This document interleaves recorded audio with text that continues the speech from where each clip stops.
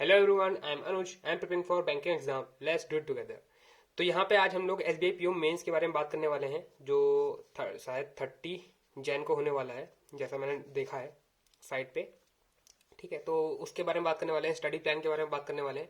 इसका रिजल्ट तो अनाउंस हो चुका है और बहुत देर तक साइट नहीं चल रही थी। और मैं तो कल से ट्राई कर रहा हूँ, अभी तक नहीं, अभी तक मेरा तो नहीं खुला था। लेकिन मेरे एक फ्रेंड ने मुझे मेरा देखकर बता दिया है कि रिजल्ट मतलब मैं पास हो चुका हूँ, है ना। तो अब मेंस करना है, तो मेंस के बारे में बात कर ली जाए यहाँ पे। तो सबसे पहले तो देख लेते हैं कि कितने दिन बचे हैं। 10 दिन बचे हैं, आज की 18 तारीख हो गई है, तो 18 तो हटा देते हैं, तो 19 से लेकर सिर्फ 29 दिन तक बचा है आपके पास टाइम। ठीक है, इतने में ही आपको प्रिपरेशन करना है, अगर आपने पहले से प्रिपरेशन नहीं करी है तो। हालांकि हर कोई नहीं करता है पहले से प्रिपरेशन, रिजल्ट आने के बाद ही करता है, समझ सकते हैं हम लोग। ठीक है, तो स्टडी प्लान है 10 दिन के लिए, तो यहाँ पे आज सारी जानकारी दी जाएगी। और एसबीआई के पीओ के मेंस के पैटर्न में कुछ चेंजेस भी आए हैं तो वो भी देख लेंगे हम लोग। तो सबसे पहले क्या होता है, रीजनिंग आएगा, फिर मैथ आएगा, जनरल अवेयरनेस, फिर इंग्लिश। इसी पैटर्न में आए ये मैं नहीं कह सकता, इसी सीक्वेंस में आएगा ये नहीं कह सकता। आप लोग जब पेपर देने जाओगे तो आप उससे पहले सीक्वेंस लिखा होगा, आप वहां पे देख लेना। ठीक है, मार्क्स देख लेते हैं कितने आएगा। ये 50 मार्क्स का आने वाला है। रीजनिंग सेक्शन जो है वो 50 मार्क्स का आने वाला है। मैथ सेक्शन भी 50 मार्क्स का आएगा। जनरल अवेयरनेस 60 मार्क्स का हो गया है। पहले ये 50 मार्क्स का हुआ करता था, लेकिन अब ये 60 मार्क्स, 10 मार्क्स यहाँ बढ़ा दिया गया है। ठीक है, इंग्लिश सेक्शन 40 मार्क्स का है, 10 मार्क्स यहाँ से घटा दिया गया है रीजनिंग सेक्शन से। रीजनिंग सेक्शन पहले 60 मार्क्स का आता था, अब और फिर जनरल अवेयरनेस पहले 50 आता था, तब अब इसको 60 कर दिया गया है। तो यहाँ पे एक्सचेंज हुआ है जो हुआ है। बाकी नंबर ऑफ क्वेश्चन उतने ही है, नंबर ऑफ मार्क्स भी उतने ही है, उसमें कोई चेंजेस नहीं आए हैं। टाइम उतना ही है। हाँ, रीजनिंग में टाइम 10 मिनट घटा दिया गया है। पहले से इसमें 1 घंटा मिलता था। ठीक है, अब इसमें सिर्फ 50 मिनट मिल रहे हैं। ठीक है, तो 10 मिनट घटा दिया गया। तो ये आपका जो है पैटर्न है, इसको आप एक बार देख लो अच्छे से कि आपको कितने मार्क्स लाने। क्वेश्चन देख लो, 40 क्वेश्चन मिलेंगे आपको, 50 मार्क्स का आएगा। 30 इसमें मैथ में मिलेंगे। ठीक है, 50 मार्क्स का 30 क्वेश्चन, 50 मार्क्स का मतलब समझ सकते हैं। इसमें 2 मार्क्स वाले बहुत बहुत सारे क्वेश्चन होंगे मैथ में। जनरल अवेयरनेस में 50 क्वेश्चन, 60 मार्क्स का। इंग्लिश में तो वैसा का वैसा ही है। टाइम टाइम आप देख सकते हो, टाइम आपको काफी मिल जाएगा। इसमें मैथ में तो आपको बहुत टाइम मिल रहा है। ठीक है, इतने इतने में क्वेश्चन हिलेंगे नहीं, मतलब मैथ इतना हाई लेवल आता है, मैं अपने हिसाब से बता रहा हूँ। बाकी आप लोग अगर अच्छे हो मैथ में तो मैं कुछ नहीं कह सकता। बाकी रीजनिंग में तो 1 घंटा यार तो टाइम तो मेंस में इनफ होता है। बात होती है एक्यूरेसी का, क्वेश्चन अटेम्प्ट करना। ठीक है, तो 200 मार्क्स का हो जाएगा, 155 क्वेश्चन आएंगे। 3 घंटा आपको पूरा पूरा दिया जाएगा, प्लस डिस्क्रिप्टिव 30 मिनट का दिया जाएगा। ठीक है, तो टोटल पेपर आपका हो जाएगा 3 घंटा 30 मिनट का हो जाएगा। मतलब पूरा पूरा आप 5 घंटा मान सकते हो। ठीक है, वहां पे रुकना ही पड़ेगा आपको।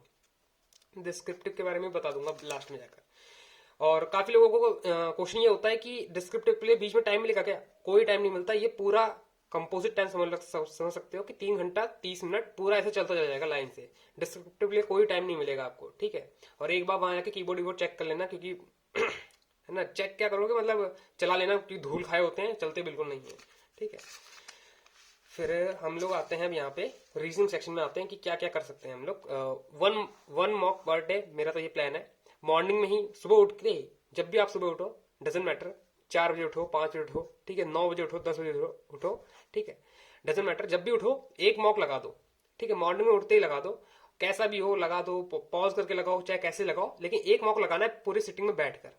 ठीक है, सबमिट करके लगाओ, लेकिन एक मॉक लगाना है, पूरा फुल फुल मॉक लगाना है। तो ये तो आपका हेडेक खत्म हो जाएगा कि सुबह से उठ के एक मॉक लगा दिया, दोपहर में उसे एनालिसिस करो, और शाम के टाइम जनरल अवेयरनेस करो। ठीक है, ये मेरा मेरा टारगेट रहेगा, और मैं सजेस्ट करूंगा कि आप लोग भी ऐसे कर लो। अब जिसका जैसा बनता हो, मॉक अगर उसे शाम को देना तो शाम को दे सकता है। मैं सुबह उठ के मॉर्निंग में मॉक लगा देता हूँ, इससे मेरी एक टेंशन खत्म हो जाती है कि अब मुझे और मॉक तो नहीं लगाना, क्योंकि एक दिन में एक मॉक बहुत इनफ है। ठीक है, और 10 मॉक तो बहुत बड़ी बात हो जाएगी। अगर मैंने 6 या 7 मॉक लगा लिए, ये मेरे लिए इनफ रहेगा। 10 मॉक तो मुझे लगता नहीं मैं लगा पाऊंगा। ठीक है, लेकिन मैं ट्राई करूंगा कि ज्यादा से ज्यादा मॉक लगा सकूँ। इसके वजह से मैंने 2-3 मॉक टेस्ट पहले लगा चुका हूँ मैं एसबीआईपीओ के। रीजनिंग में जो मेरा टारगेट रहेगा वो 25 मार्क्स का रहेगा।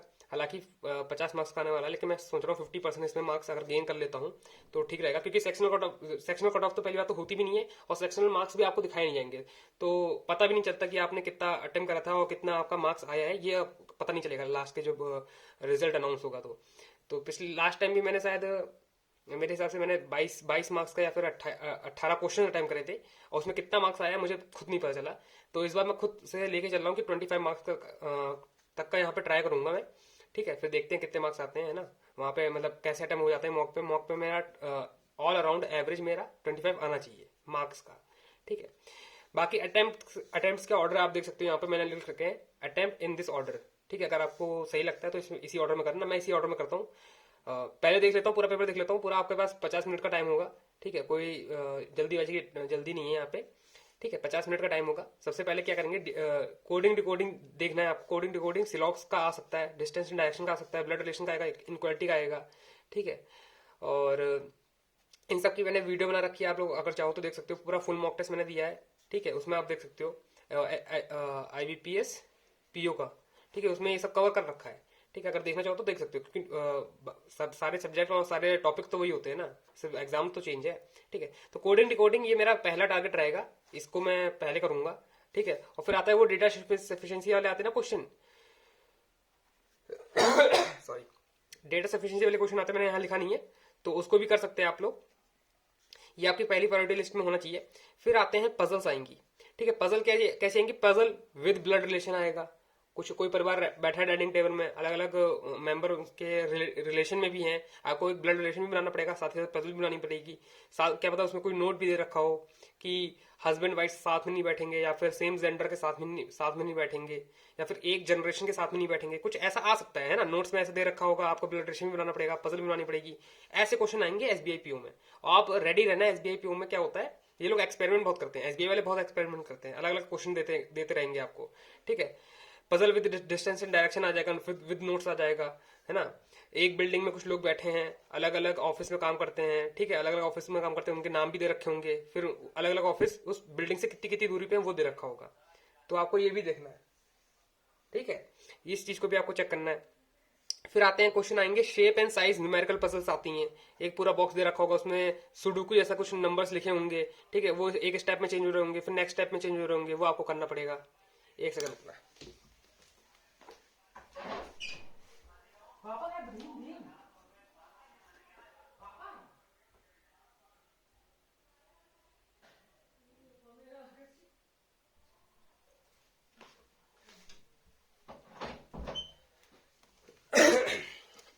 सॉरी। तो यहाँ पे मैं क्या बता रहा था आपको, शेप एंड साइज न्यूमेरिकल वाली पजल्स होती हैं SBI PO में, काफी आएंगी, ठीक है। उसमें अलग अलग शेप की चीजें आ सकती हैं, उसमें आपको डिजाइन करना पड़ेगा, आपने IBPS PO में देखा होगा, ठीक है। ये ऐसी अलग लेवल की पजल आ जाती हैं। इनपुट आउटपुट आएगा, कोडिंग डिकोडिंग आ सकता है, इसको आपको करके जाना है। स्टेटमेंट एजम्पशन मैं तो इसको स्किप करता हूँ, आप लोग चाहो तो इसे कर सकते हो। तो ये पूरा कोर्स मैंने बता दिया आपको, मतलब अगर आप मेंस पहली बार देने जा रहे हो तो कम से कम आपको पता होना चाहिए कि क्या क्या आता है ना। अगर आपकी बिल्कुल प्रैक्टिस नहीं है तो कम से कम इतना तो पता होना चाहिए कि क्या क्या आने वाला है, कि आप पहले से मेंटली प्रिपेयर हो जाओ, ठीक है। तो इसी ऑर्डर में आप अटेम्प्ट कर सकते हो। तो जो नेक्स्ट सेक्शन आएगा हमारा वो होगा डेटा एनालिसिस एंड इंटरप्रिटेशन, जिसको हम DI बोलते हैं, ठीक है। इसमें आपको 80% पूरी DI देखने को मिलेगा, ठीक है। 80% आपको DI देखने को मिलेगा, जो 20% होगा वो छोटा मोटा आएगा, जो छोटा मोटा मैंने यहाँ लिख रखा है, ठीक है। क्वाड्रेटिक इक्वेशन आएंगी, ऐसे नहीं आएंगी जैसे क्वाड्रेटिक इक्वेशन प्री में आती हैं, बहुत ही अलग लेवल की क्वाड्रेटिक इक्वेशन आएंगी। दो दो इक्वेशन दे देगा, फिर उसके रूट्स निकालो, उसके रूट्स से भी मल्टीप्लाई कराएगा, एडिशन कराएगा, प्लस कराएगा। आपने SBI क्लर्क मेंस में देखा होगा, आपने दिया होगा ना फर्स्ट शिफ्ट का, तो उसमें आया था ऐसा क्वेश्चन, मैंने बताया भी रखा है एनालिसिस वाली वीडियो में, ठीक है। ऐसे आएंगी, रॉन्ग नंबर और मिसिंग नंबर सीरीज आएगा, ठीक है। ये भी मतलब डायरेक्ट क्वेश्चन नहीं होगा, एक ऐसा करके लाइन दे रखी होगी, इसमें रॉन्ग नंबर होगा कोई, इसमें मिसिंग नंबर होगा, फिर उससे आपको एडिशन सब्ट्रैक्शन कुछ ना कुछ करवाएगा। सिंप्लीफिकेशन भी ऐसे करके पूछ सकता है। तो इन सब चीजों के लिए आप रेडी रहना है, बहुत अच्छी तरह प्रैक्टिस कर लेना मॉक दे देकर, ठीक है। फिर आता है आपका DI। अब DI क्या था, 2 मार्क्स की आ सकती है ना, 2 मार्क्स की भी DI आ सकती है, और मुझे लगता है मतलब 2 मार्क्स में DI आएगी।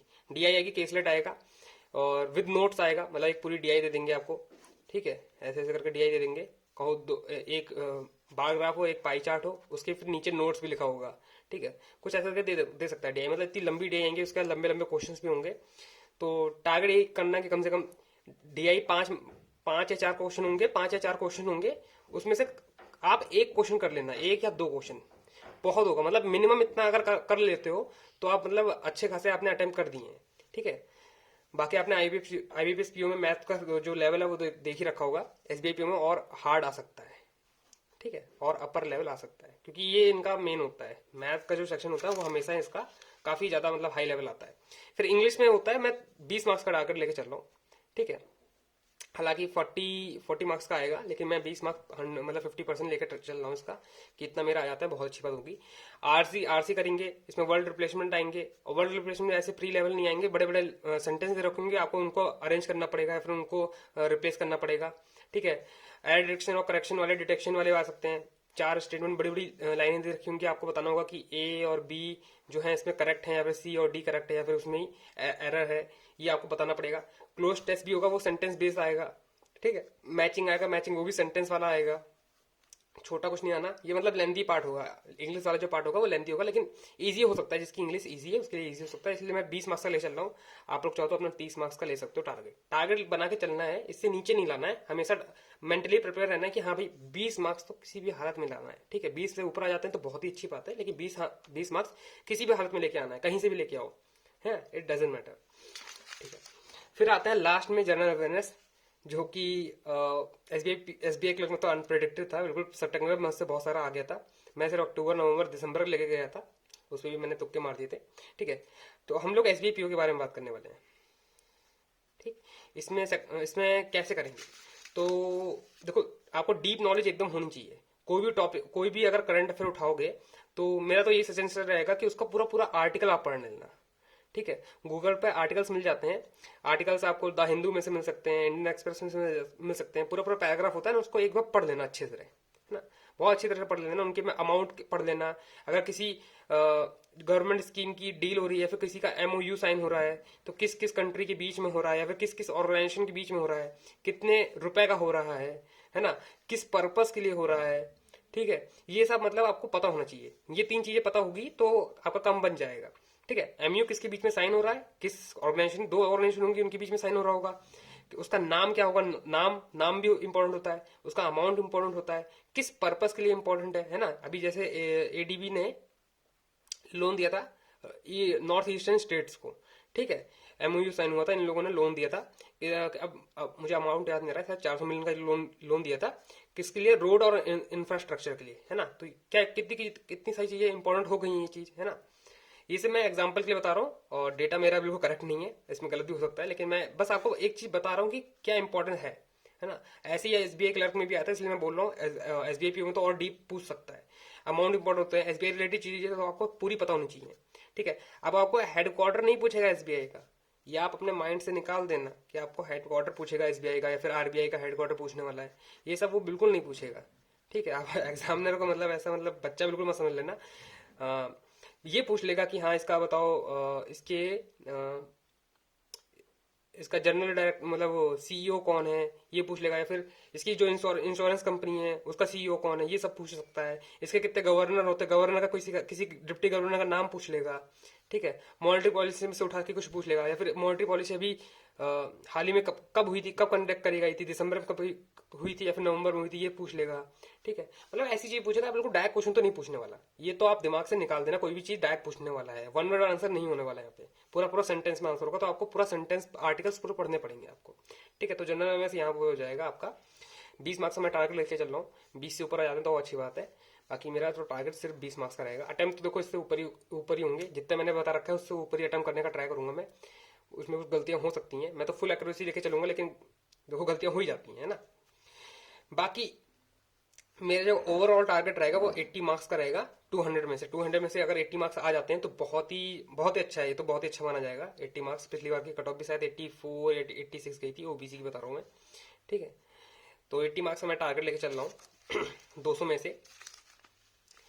बाकी आते हैं डिस्क्रिप्टिव पे, क्योंकि 80 मार्क्स टारगेट लेकर चलूंगा, डिस्क्रिप्टिव का मार्क्स जोड़ेंगे, 50 में से जो भी मिलेंगे, 20 30 जितने भी मिल जाए, ठीक है, तो ऑटोमेटिकली हमारा 100 टच कर जाएगा स्कोर, ठीक है। तो डिस्क्रिप्टिव में मैं सारे जो जितने भी इन सब चीजें हैं, मैं इन सबके जो लिंक होंगे वो प्रोवाइड करा दूंगा डिस्क्रिप्शन बॉक्स में, ठीक है।